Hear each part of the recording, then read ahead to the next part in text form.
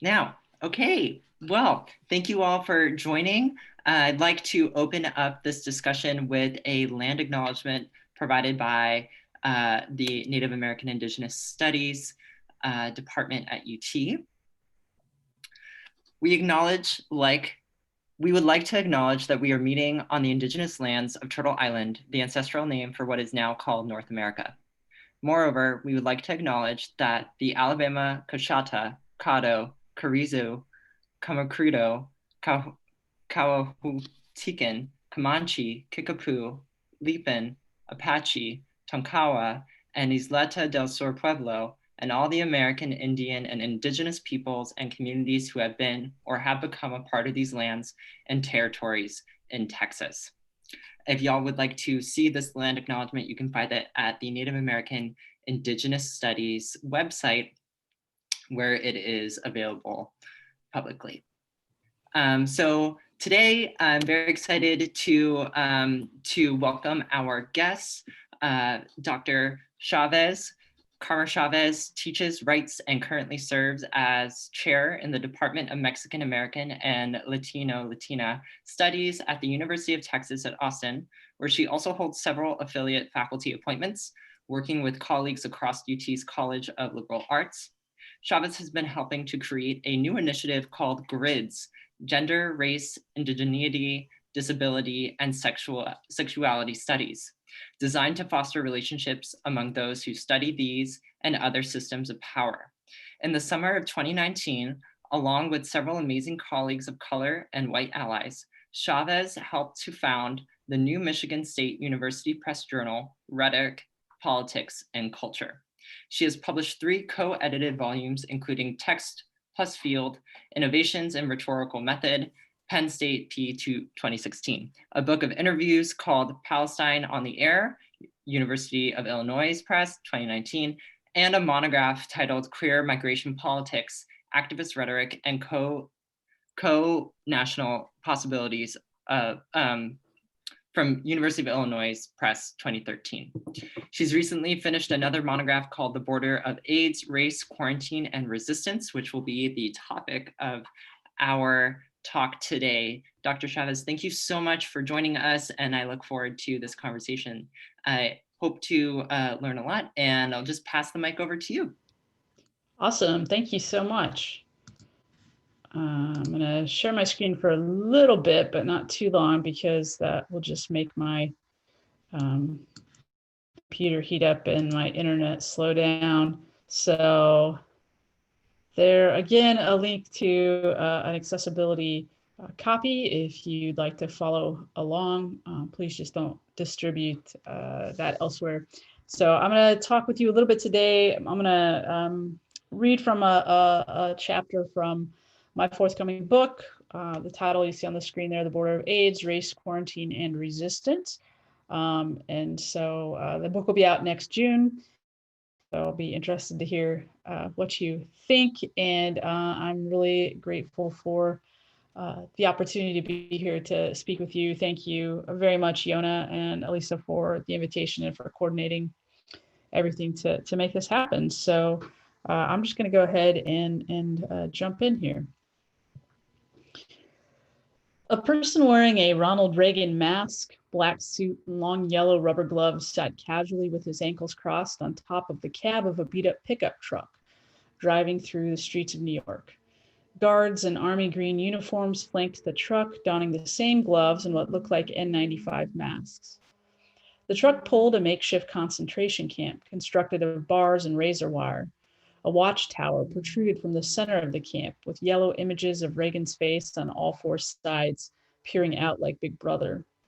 A multiracial group of prisoners out to the street from behind the bars and barbed wire, as other marchers walked slowly beside them, carrying signs proclaiming silence equals death. This prescient performative protest at the 1986 March was the brainchild of the nascent AIDS Coalition to Unleash Power, or ACT UP New York, which wanted to make a powerful statement about AIDS at the annual event. Whether ACT UP members were aware is unclear, but just weeks before the Pride March, the US Senate passed a ban on HIV-positive migrants, preventing them from coming to or legalizing within the United States. Some 4 years later, the reality the float foreshadowed would come into existence as the United States constructed a quarantine camp for intercepted HIV-positive Haitians who fled political violence after the overthrow of their president, Jean-Bertrand Aristide. Although ACT UP could not have known that they were actually predicting a future for some HIV-positive people, the ominous float made a statement about the severity of the situation for people living with AIDS, not just because opportunistic infections could be deadly, but for the ways that the US government would use the disease as an opportunity to alienize already maligned people like Haitians and homosexuals. In a nation state like the United States, which is founded on the creation and maintenance of a populace, a citizenry that is definitionally expulsive, exterminative, and exclusionary, whether by genocide, lynching, the plantation, the reservation, the ghetto, the internment camp, the prison, the hospital, quarantine, ban, or deportation. Disease becomes one of many opportunities to express this alienizing logic. What I describe as an alienizing logic references the structure of thinking, which insists that some are necessarily members of a community and some are recognized as not belonging, even if they physically reside there. Thus, the alien outside is not a part of a simple dichotomy constituted by a firm boundary between two easily identifiable positions. The disease has historically been an opportunity to express the state's alienizing logic when associated with particular people. In the US context, Black, migrant, queer, trans, indigenous, poor, prostitute, of color. Regardless of whether they possess US citizenship, these are alienized people, as in they are or easily can be made alien to the nation state. My book is about two expressions of alienizing logic, quarantine and ban, as they manifested in the early days of the AIDS pandemic in the United States from 1981 to 1993. So my book unfolds through 5 body chapters divided into 2 sections, with each addressing an important part of how AIDS created an opportunity to animate alienizing logic. The first section is called Alienizing Logic and Structure, and there I emphasize how people with power who frame issues and make decisions utilize disease as an opportunity to enact alienizing logic. This focus helps to see the development and perniciousness of these logics and how they manifest historically and in relation to HIV/AIDS. So the first chapter maps the development of quarantine laws in the United States in relation to racialized US citizens, migrants, and supposed sexual deviants. The second chapter explains how the historical precedents discussed in the first manifest in the perfect storm that is HIV/AIDS in the US and calls to quarantine play out largely on the backs of Black sex workers. The third chapter explores the way alienizing logic of quarantine morphs into a national common sense in US immigration law. And then I move into the second section of the book, which is about resistance and resisting alienizing logic. And there I shift attention to how mostly queer AIDS activists responded to and resisted alienizing logics, largely if they applied to migrant communities. So in this talk, what I'm going to do is focus on part of the second chapter of the book, which addresses the various media spectacles surrounding the cases of what media, police, and public health officials alike often described as quote unquote incorrigible Black sex workers. Even as sex workers get disregarded and erased in many histories of HIV and AIDS, US public health officials have long been preoccupied with sex workers as a source of venereal disease, even when there was no proof of any disease at all. Given this history, it should be no surprise the AIDS pandemic created conditions to renew such connections, and sex workers, especially Black sex workers, became a primary preoccupation for public health and medical officials. Black sex workers all test cases for either applying existing quarantine laws and policies or creating new ones, and their stories became media sensations. I'm going to discuss a few of their stories in the hopes that we can discuss the complicated ways that public health and medical officials, politicians, and law enforcement, as well as media, often work together to intentionally or not use disease as an opportunity to reproduce racism. So in Douglas Crimp's essay, Portraits of People with AIDS, he discusses a protest of a 1988 museum exhibit featuring portraits of people living with AIDS. The portraits, Crimp explains, are predictable. People with AIDS are, quote, ravaged, disfigured, and debilitated by the syndrome. They are generally alone, desperate, but resigned to their inevitable deaths. Now, the protesters of this exhibit, mostly from ACT UP, engaged visitors in a conversation about the problems with the exhibit's representations and handed them a flyer with a statement laying out their view and ending with the following. The PWA is a human being whose health is deteriorated not simply due to the virus, but due to government inaction. The inaccessibility of affordable health care and institutionalized neglect in the forms of heterosexism, racism, and sexism. We demand the visibility of PWAs who are angry, vibrant, angry, loving, beautiful, acting up, and fighting back. Stop looking at us, start listening to us. Clearly, both Crimp and the activist critique is not merely about the exhibit, but of a genre of representations that glorify suffering and supply single-dimensional depictions of individuals living with AIDS. Their call for defiant images works only when coupled with the demand not only to look, but to listen to those who are most impacted. The call to listen, particularly to people who refuse the decontextualized victim narrative and who insist upon a structural analysis of the causes of AIDS, is crucial not only to affirm the humanity of people living with AIDS, but also to join their fight. Crimp's call is even more important, in my view, when depicting Black people living with AIDS, given their disproportionate rates of HIV infection and death from AIDS, and histories of racist representation generally and in relation to disease. As Evelyn Hammond writes, in this culture, how we think about disease determines who lives and who dies. The history of Black people in this country is riddled with episodes displaying how concepts of sickness, disease, health, behavior and sexuality, and race have been entwined in the definition of normalcy and deviance. The power to define disease and normality makes AIDS a political issue. Questions about what ways AIDS is political and politicized in relation to Blackness are as live now as they were when Hammonds wrote in the 1980s. So now I'm going to get into some of these stories, and I'm going to just stop sharing my screen. So in early 1984, Yale New Haven Hospital reported treating 4 female prostitutes and 3 of their male clients who manifested signs of AIDS. Although hospital staff warned the women to stop soliciting, 2 disappeared and 1 kept working. Upon another arrest, local media identified one of the women as Carlotta Lockheed, a 29-year-old Black woman and a drug user with a 15-month-old child who was under the care of the hospital. As Scott Stern notes, the coverage terrified Locklear, who told a local newspaper, "I can't even walk to a car because I'm afraid they'll blow my head off." Local AIDS activists also expressed concern about the coverage, with one worrying that it, quote, gives men a reason to resort to violence against prostitutes. In exchange for eliminating her bail, Locklear agreed to a judge-ordered drug treatment program. Within days, she left the program and was reportedly seen back on the street, provoking a police and media frenzy as they searched for the quote-unquote escapee and runaway. CBS 60 Minutes even aired a segment on Locklear. Now, 6 days later, Locklear turned herself back into her public defender, and she was held on $25,000 bond.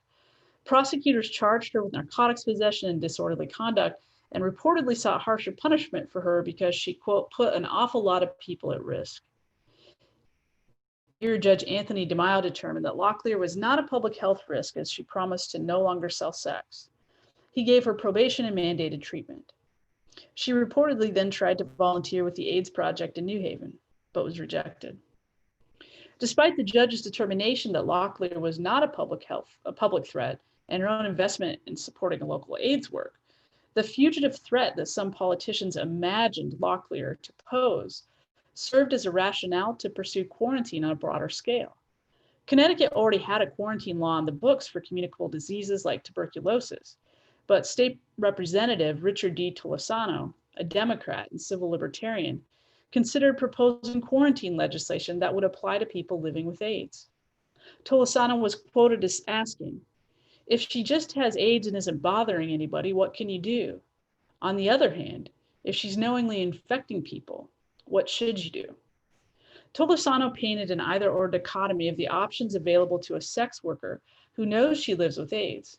Either she can isolate herself from all risky behavior and therefore quit supporting herself, or she can knowingly infect others. His comments reflect the limitations and understanding possessed by politicians and public health officials, not just about AIDS, but about the material realities and safer sex practices of sex workers. In San Francisco, police sent a prostitute suspected of having AIDS to a clinic for screening, but staff at the overburdened clinic asked her to return at a later date because they did not have time to screen her. The woman summed up the dilemma from her point of view, telling the San Francisco Chronicle, "I don't like the idea of maybe giving this to someone else, but I don't have any other way to survive than to work on the street." As Alison O'Daniel writes in her study on Black women surviving AIDS, quote, "As strategies for survival, drug use, and sex work may operate to mitigate some conditions of poverty, even while paradoxically increasing the party's vulnerability to HIV infection." Now, Carlotta Locklear's drug use compounded her situation as she potentially engaged in risky behavior, not just for work, but for addiction or to cope.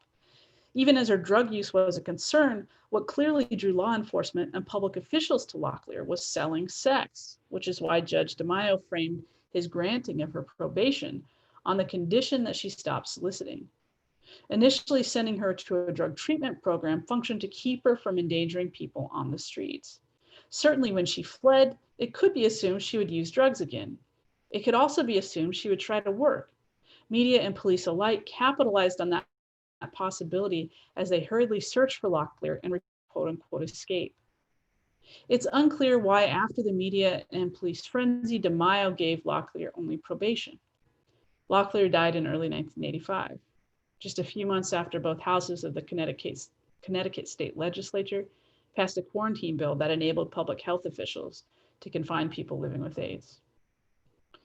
Across the country, fears over female sex workers, especially Black women with AIDS, catalyzed questions about quarantine, whether old quarantine laws and statutes should be applied to individual cases, whether sweeping new legislation should be developed to address the possibility of reckless sex workers, and what the ethics of quarantine measures should be.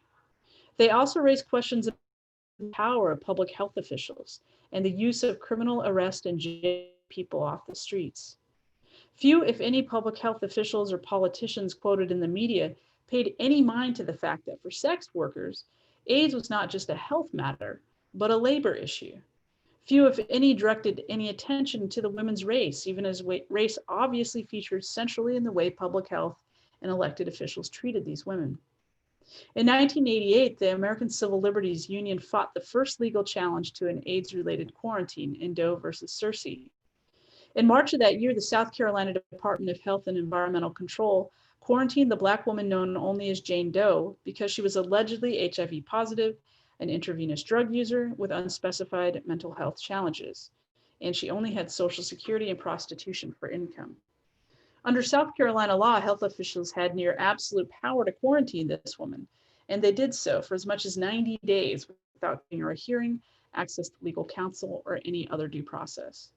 Reportedly, an ACT UP chapter traveled to the area to draw attention to the case after local activist Diana sought its assistance.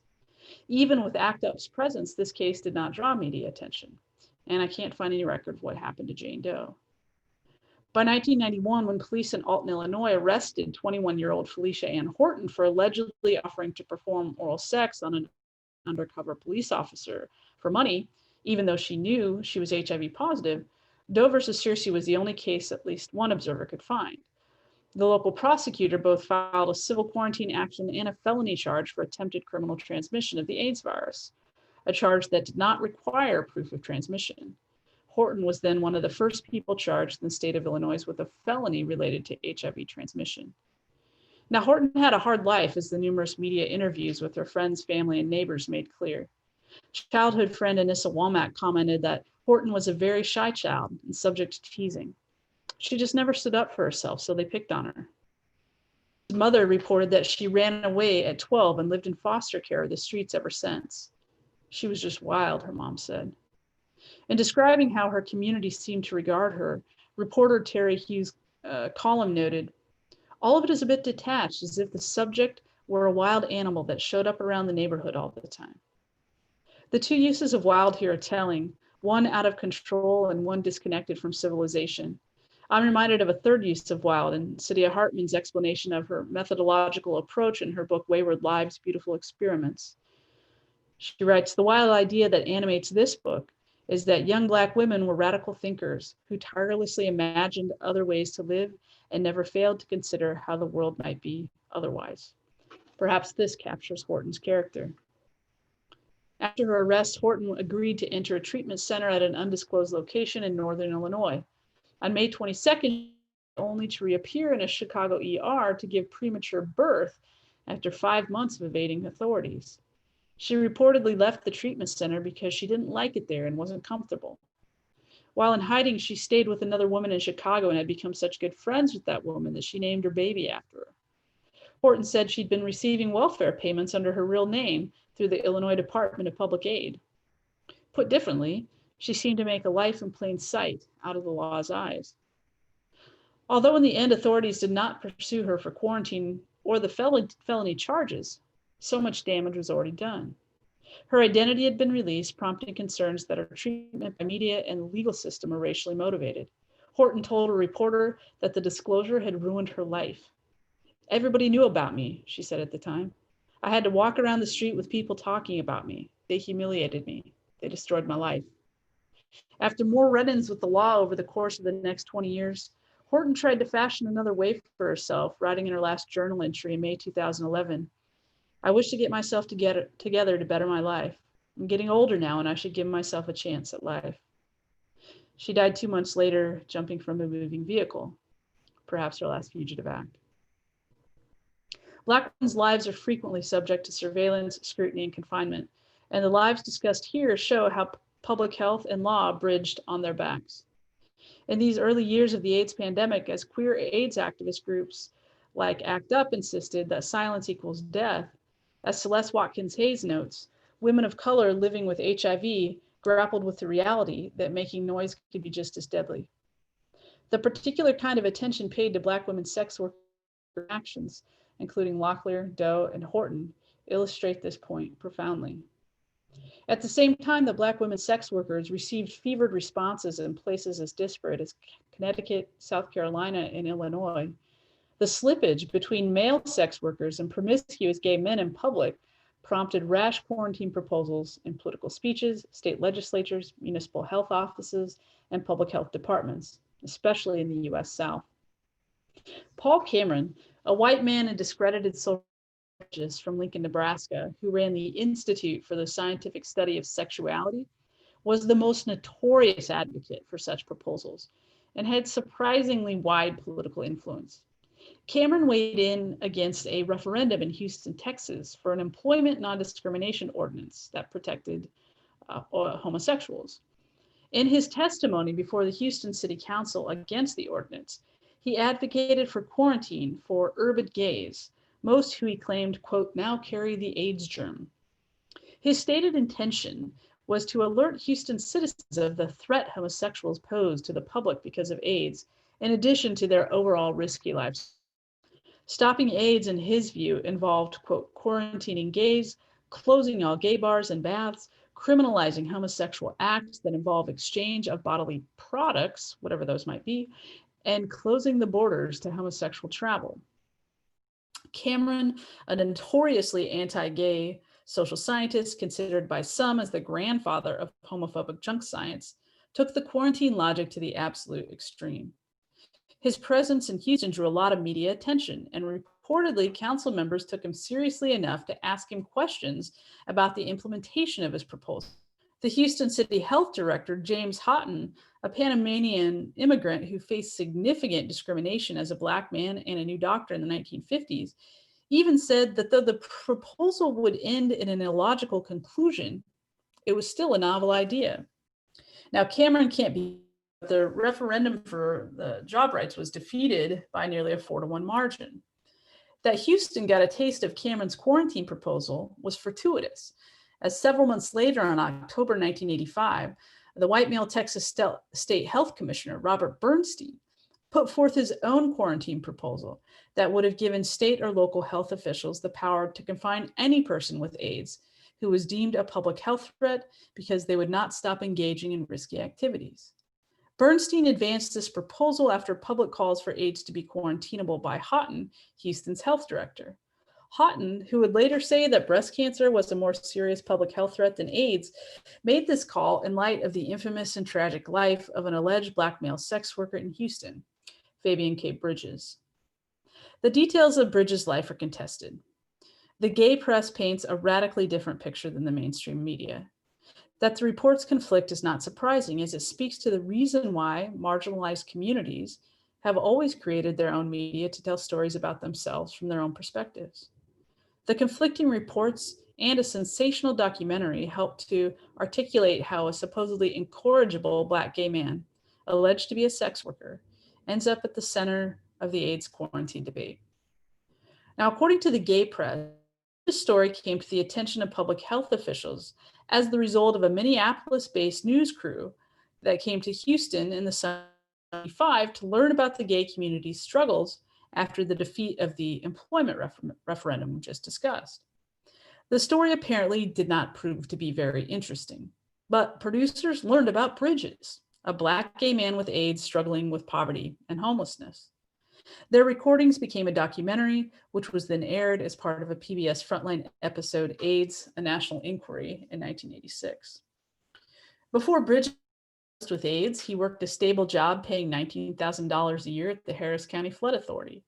After his diagnosis, he got sick and entered a hospital, soon losing his housing and his job. At the time the news crew arrived, Bridges was even in Houston. After making his way to Indianapolis to try to seek help from his sister and brother-in-law, who would not take him in but affectionately called him by his middle name, Calvin, he ran into trouble with law enforcement for allegedly stealing a bike. Knowing he had AIDS, instead of filing charge against him, a judge and law enforcement officer purchased him a bus ticket to Cleveland, where his mother lived. The news crew went to locate him there, where they followed him as he tried to connect with his mother, whose husband would not let Bridges stay with her. Bridges struggled to find other housing since no shelters would take him. He eventually ended up in a hotel room paid for by the Red Cross as he waited for his Social Security disability payments to begin. Now, Houston's Montrose Voice, a gay publication bearing the name of Houston's gayborhood, Montrose, reported that the news crew regularly paid Bridges for lodging and food in order to continue filming. When Bridges told them he continued to have sex, the crew reported him to Cleveland public health officials. Bridges eluded the film crew and returned to Houston, reportedly to pick up a van he owned to take it back to Cleveland. But eventually, Bridges needed money, so he contacted the film crew, which then followed him to Houston. While in Houston, he visited a doctor and told the doctor he continued to have sex, reportedly with at least 20 people. That doctor notified Houghton's office. In late September, Houghton placed Bridges under police monitoring and ordered him to quit having sex.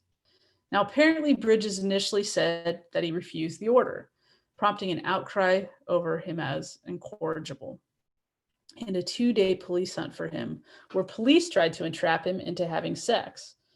That tactic didn't work, so they arrested him for public urination.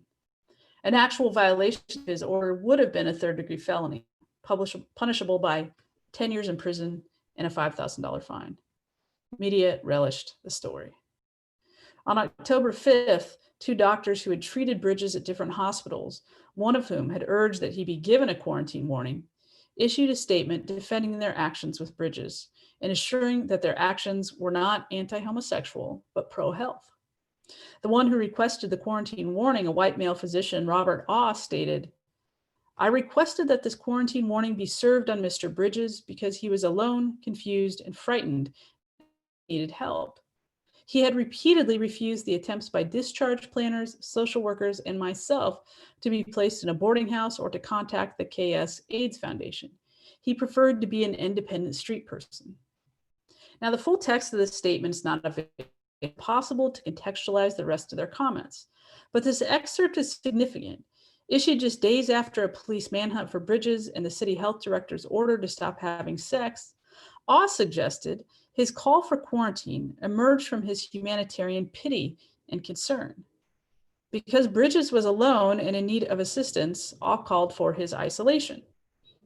Awe juxtaposed his rational pastoral care with Bridges' irrational desire to be independent and to remain on the street.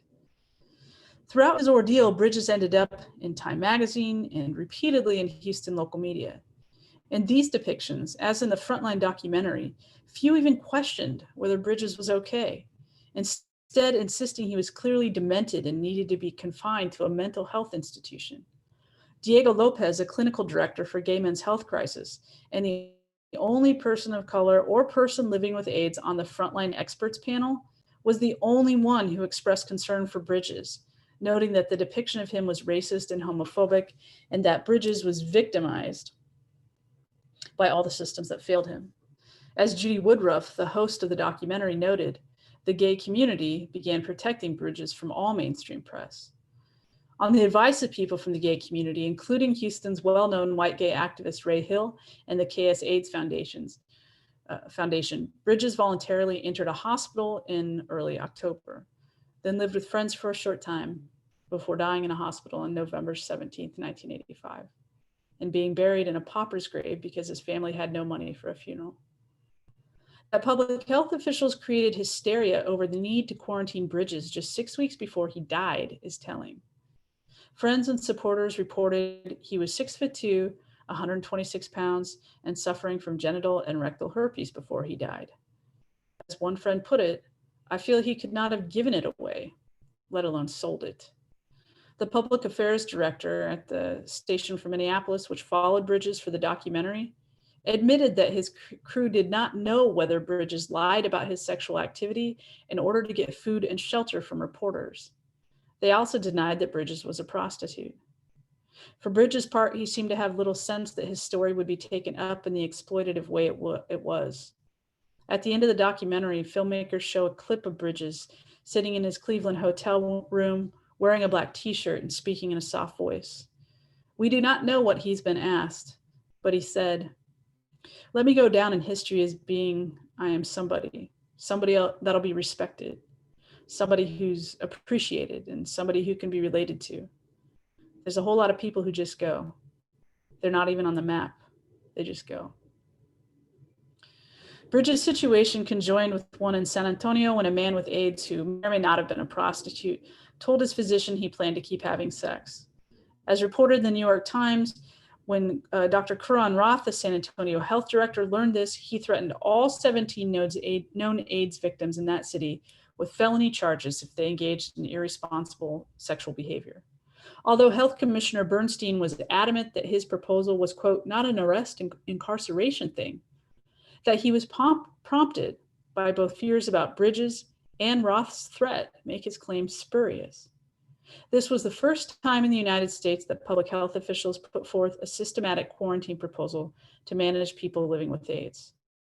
In December 1985, in a 12-5 vote, Texas Board of Health approved Bernstein's proposal to add AIDS to the list of communicable diseases that could justify quarantine. This vote sent the proposal into a 30-day public comment period. After this period, Bernstein decided against the initial quarantine proposal thanks to lobbying efforts by the gay community and public health belief that they needed the gay community as an ally if they were to successfully confront AIDS. Presumably, the gay community Bernstein imagined as his allies were middle-class, predominantly white organizations, people from different worlds in Fabian Bridges. Likely, it was the type of people who protested the Frontline special, not in defense of Bridges' dignity, but because they feared that Fabian would be seen by the general public as a metaphor for most AIDS victims, instead of as the aberration that he was. They feared that the visual impact of the documentary would overshadow the talking head discussion that followed, thus feeding a national homophobia that could increase calls for the quarantining of AIDS victims and carriers. Bernstein reported that his organization would be turning its attention toward public education. Nevertheless, he stated of the quarantine, quote, we're not dropping it. We're just going to try to do it in a less tumultuous way. Here, less tumultuous refers to the manner of doing, with less commotion, less disorder, and more peace, as opposed to the doing itself. Several states implemented proposals like the one Texas only proposed, including Connecticut, in light of the uproar surrounding Carlotta Lockheed. Black male sex workers continued to be a concern for public health officials and police alike, prompting calls for quarantine and criminalization. The convergence between police and public health becomes even starker in the case of James Henry Mcintyre, a 28-year-old cross-dressing gay Black male prostitute with AIDS known to some as Miss Pocahontas in the local gay community, perhaps a signaling of Indigenous heritage or for another reason unstated.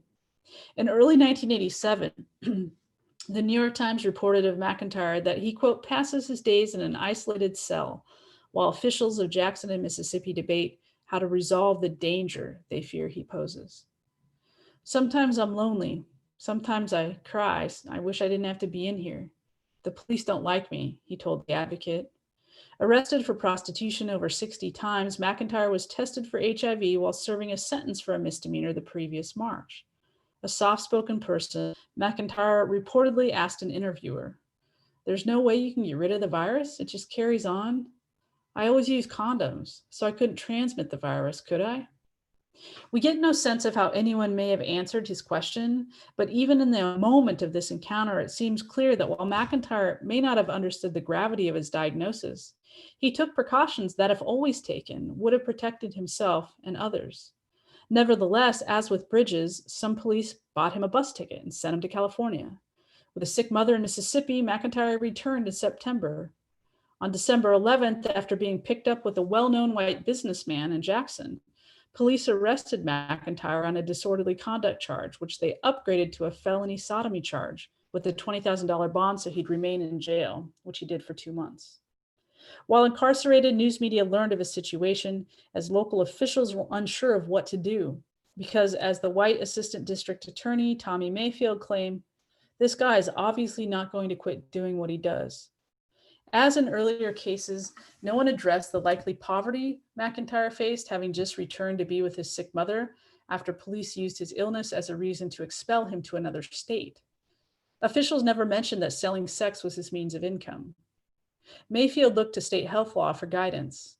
Under Mississippi law, public health officials had very strong quarantine powers, and state epidemiologist Ed Thompson stated that in the case of Mcintyre, if prosecution did not work, he would use his quarantine powers to isolate him.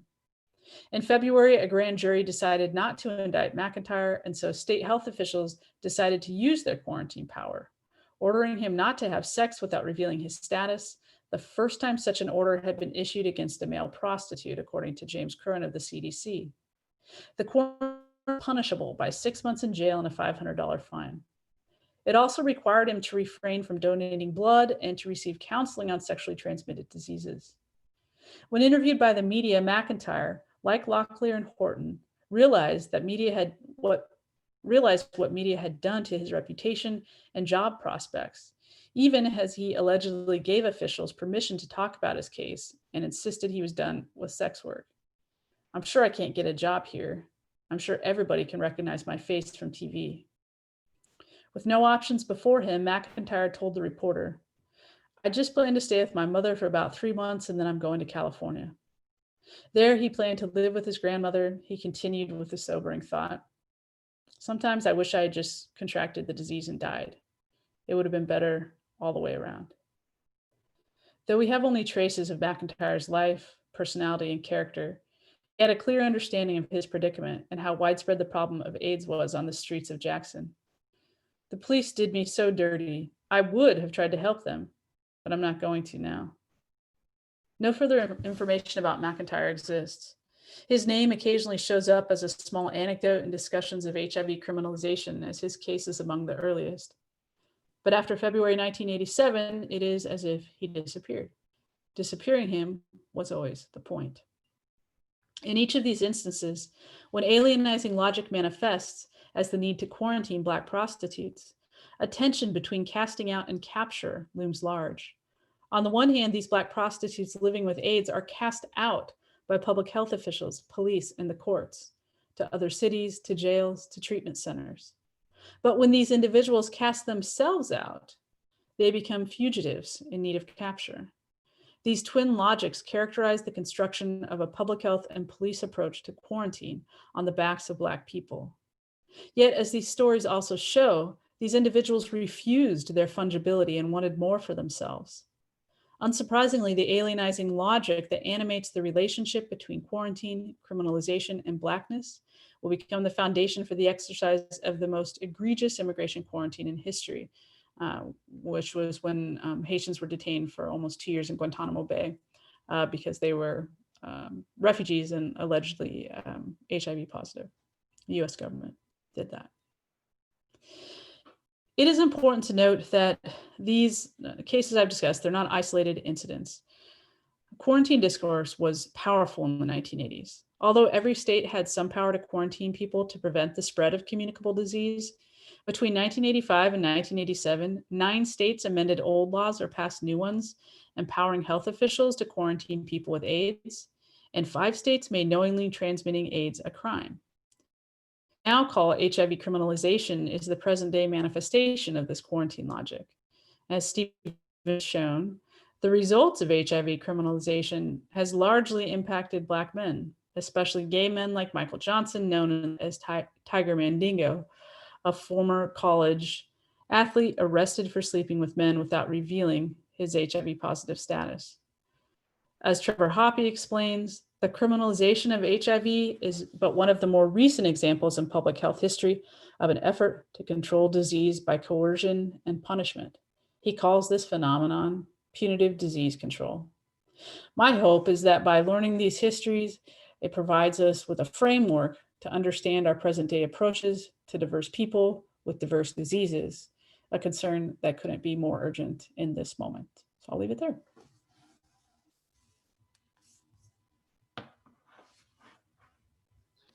Wow, that was amazing. Great piece of writing. Thank you for sharing that with us. I feel very honored that you shared this chapter with us, and cannot wait to hear more about it.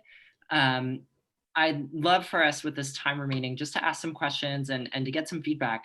And I'd love to start out just asking you what this research process was like for you. How long did it take you to research these stories? You painted such vivid pictures and depictions of these people's lives. And it's amazing that this data is out there at all. So I'd love for you just to explain some of this process with us, if you don't mind. Yeah, thank you for the question. I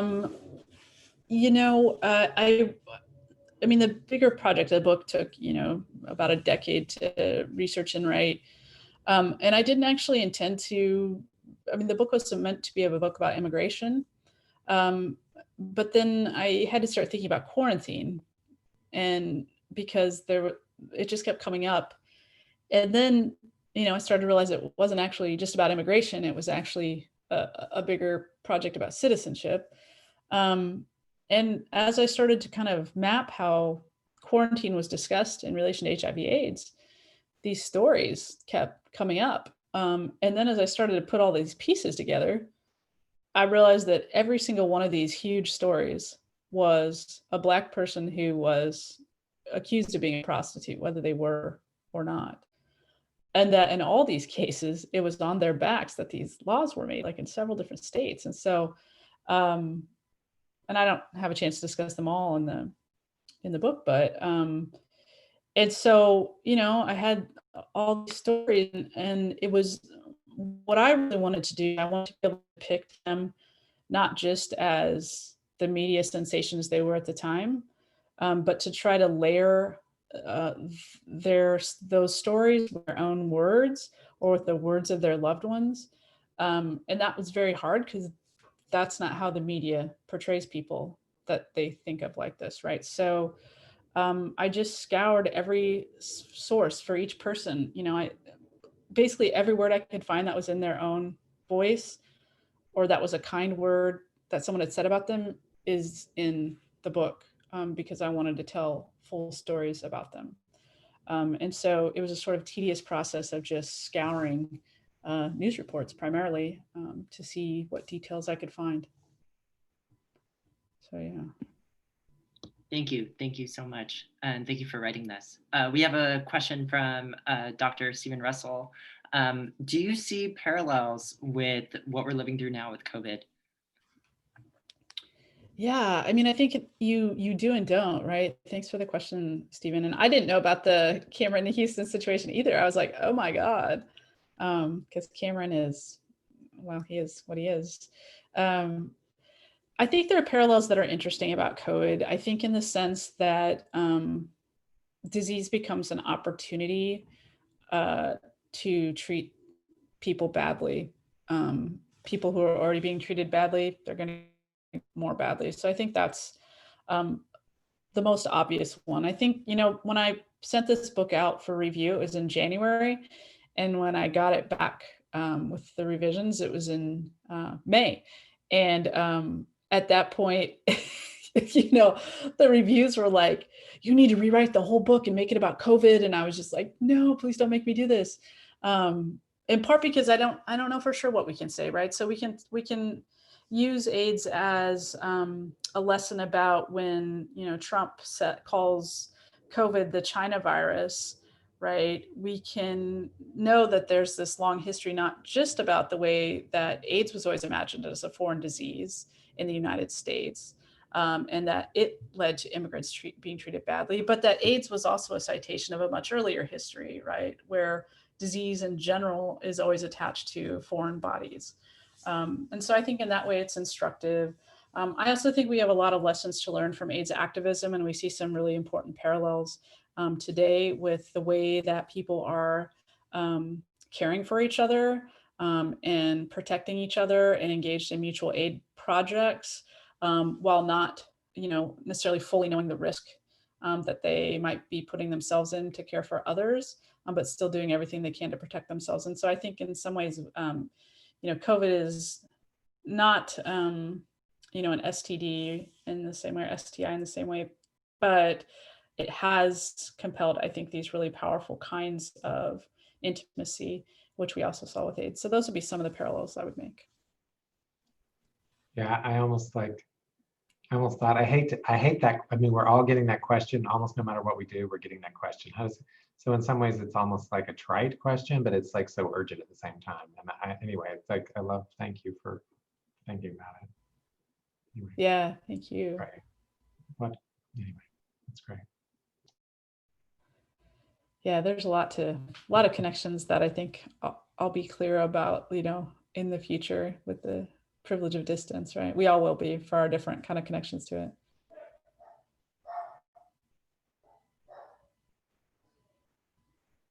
Would anyone else like to ask a question while we have the time?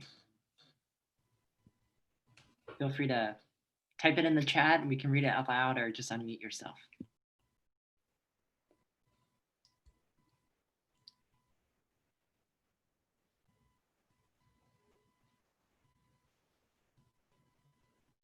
For sure. Thank you, Liv. I appreciate that. It's delicate work. It's important. There's a lot of AIDS histories, right? And those of us who study this stuff, we know there's a ton of these histories, but they're only in the last few years have become more expansive, really. I mean, there's been a few like key histories, right, that have focused, like Gina Correa's work, focusing on women, Kathy Cohen's work. But so much of the work leaves out a wide range of the experiences of people who were and continue to be communities that continue to be impacted in the United States and elsewhere. And so, this was I felt important way just to kind of bring a different set of experiences to the fore. So, yeah. Well, thank you so much for your presentation. Thank you for joining us. And again, thank you for sharing your work.